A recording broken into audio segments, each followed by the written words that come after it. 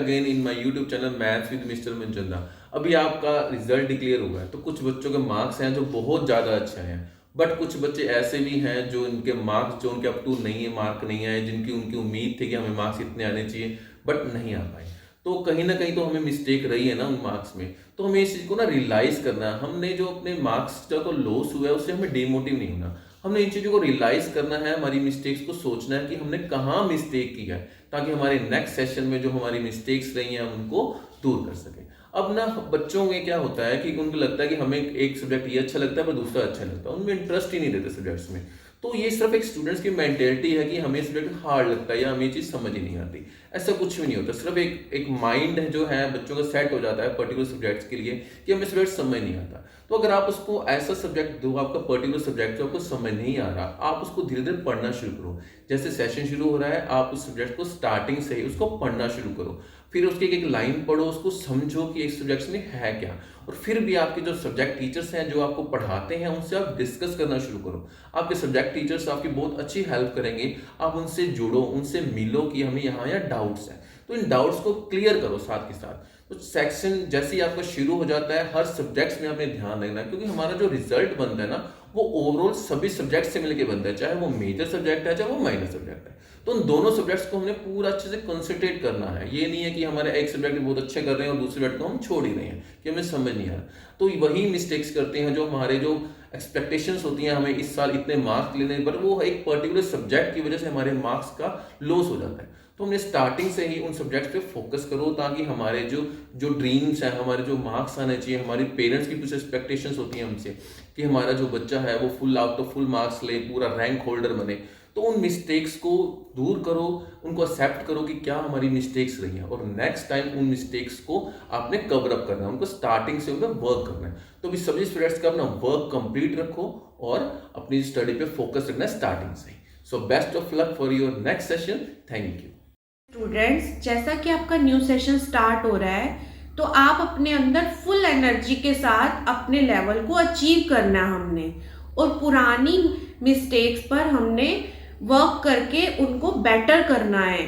और पेरेंट्स को भी मैं यही कहना चाहूँगी कि अपने बच्चों को मोटिवेट करें, ये ना हो कि दूसरे बच्चों से कंपैरिजन करके अपने बच्चों को डीमोटिवेट करें। No. Best of luck for new session. Hello everyone. जैसे कि अभी रिज़ल्ट डिक्लेरेशन हो चुका है, आप लोगों को अपने रिज़ल्ट्स मिल चुके हैं और आप लोग नए सेशन के लिए जाने वाले हो और एक नई क्लास में जाने वाले हो। सबसे पहले तो मैं आप लोगों को उस क्लास के लिए, आपके नए सेशन के लिए ऑल द बेस्ट बोलना चाहूँगी। आपका ये जो सेशन है बहुत अच्छा रहे, और आप लोगों ने जो पिछले सेशन में गलतियाँ की हैं वो आप इस सेशन में ना दोहराएं। सो इसके लिए मैं आप लोगों के साथ कुछ एक दो टिप्स शेयर करना चाहूँगी। फर्स्ट ऑफ ऑल मैं ये एक टिप पेरेंट को देना चाहूँगी। जितने भी पेरेंट्स अपने बच्चों को कंपेयर करते हैं दूसरे बच्चों के साथ के उन नंबर्स को लेके, वो आप मत कीजिए। आप बच्चों को मोटिवेट कीजिए और उनको इनकरेज कीजिए, क्योंकि नंबर्स मैटर नहीं करते, बच्चों की जो नॉलेज है वो मैटर करती है। आपको ये देखना है कि आपने पिछले साल में बच्चों के अंदर क्या इम्प्रूवमेंट देखी है। मार्क्स काउंट मत कीजिए, ना ही उनको कंपेयर कीजिए। हमें जहाँ पे ज़रूरत है, जहाँ पे आपको लगता है कि बच्चों ने लैग किए हैं मार्क्स, या जहाँ पे वो कर सकते थे लेकिन वो नहीं कर पाए, हमें उन चीज़ों पे वर्क करना है। हमें वही सब्जेक्ट उठाने हैं जिनमें इनके मार्क्स कट हुए हैं या कुछ भी इनको आता भी था लेकिन वो नहीं कर पाए। सबसे पहले आप बच्चों को मोटिवेट कीजिए, उनको पॉजिटिविटी दीजिए, उनको नई एनर्जी के साथ स्कूल्स भेजिए। और उसके बाद आप क्या करोगे, ये शुरुआत से ही नए सेशन के शुरू से ही आप लोग बच्चों के ऊपर फोकस करेंगे, उनको टाइम टेबल बना के देंगे, उनके खाने पीने का ध्यान रखेंगे, उनके सारे नोट्स का ध्यान रखेंगे, उनकी हैंडराइटिंग पे वर्क करेंगे, और साथ में उनकी बुक्स रीडिंग जो कि बहुत मस्ट है, बुक्स रीडिंग बहुत मस्ट है। आप ये देखिए कि अगर बच्चे ओनली रीड कर रहे हैं, क्वेश्चन आंसर रीड कर रहे हैं और उनको बस लर्न करने में लगे हुए हैं, तो कोई उसका यूज़ नहीं होता। बच्चों को जब तक वो अंडरस्टैंड नहीं होंगी चीज़ें, तब तक वो उनको लर्न नहीं कर पाते। अगर एक बार उनको चैप्टर अच्छे से रिवाइज हो जाता है, उनको वो समझ आ जाता है, फिर क्वेश्चन कहीं से भी आ जाए बच्चे उसको ईजिली कर लेते हैं। लेकिन अगर उनको चैप्टर ही क्लियर नहीं है, उनको कॉन्सेप्ट ही क्लियर नहीं है, तो वो नहीं कर पाते। तो पेरेंट्स और टीचर्स का सबसे पहला फोकस होना चाहिए कि बच्चों को कॉन्सेप्ट क्लियर होना चाहिए, चाहे वो कोई भी सब्जेक्ट है। बच्चों से भी मैं यही रिक्वेस्ट करूँगी कि आपने जो लास्ट ईयर गलती की, आपने कभी भी उठ के पूछा नहीं टीचर से। अगर आपको कोई डाउट है तो आप ये अपना एक रूटीन बना लीजिए कि जब भी आप अपनी क्लास में आपको कोई डाउट होगा, कुछ भी कन्फ्यूज़न होगा, आप टीचर से ऑन द स्पॉट ही पूछेंगे। ये आप अपनी हैबिट बनाओगे तो आपको ये आगे जाके भी बहुत ज़्यादा इसका फ़ायदा होने वाला है।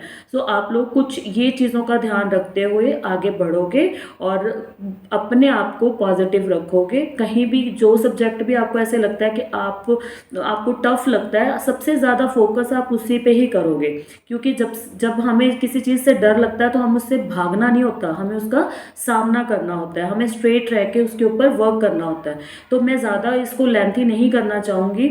मैंने पहले भी बोला है कि जब तक हम अंदर से अपने आप को पॉजिटिव नहीं करेंगे, इनकरेज नहीं करेंगे, कोई सामने वाला हमें वो नहीं कर सकता, ना ही आपके टीचर्स, ना ही आपके पेरेंट्स। तो बच्चों, आपको खुद अपने आप को मोटिवेट करना है। नए सेशन में फुल एनर्जी से आपको जाना है, किसी को अपने आप को कंपेयर नहीं करना, अपना एक नया शेड्यूल बनाना है, अपना इंजॉय भी करना है स्टडी को, और साथ में एक्टिविटीज़ में भी आपने पार्टिसिपेट करना है। हर चीज़ को इक्वल ही लेके चलना है ताकि आप लोगों को नेगेटिविटी ना फील हो। ओके, ये कुछ टिप्स है जो आप अपने रूटीन में रखना और इनको ध्यान में रखना और आगे बढ़ते रहना।